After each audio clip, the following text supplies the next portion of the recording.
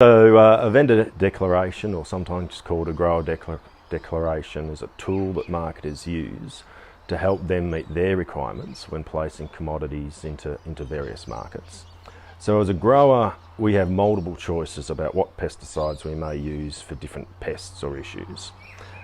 And the marketer may know that going into a certain marketplace, there are certain sensitivities there, meaning that there may be products or actives that aren't acceptable.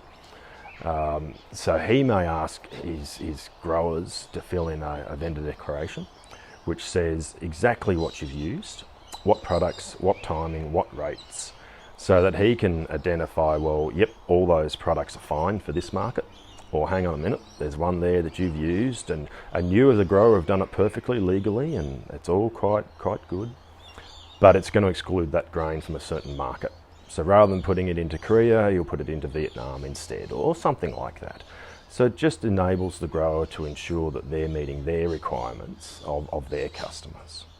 So it's a requirement for everybody to keep spray records for each spray job that they do throughout the season, and paddock identification and products and rates and all that sort of thing. And that's a bit of a double prong thing. I mean, part of it is about traceback.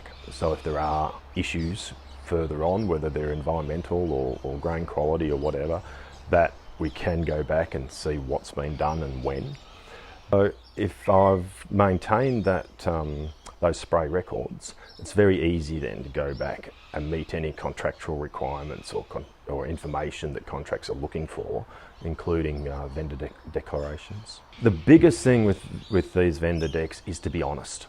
If the buyer knows what he's dealing with, he can make the appropriate decisions. Now, there may be a financial penalty because it couldn't go into the high value market. It's got to go into a lower value market. But at least it's happening in a way that's open and transparent.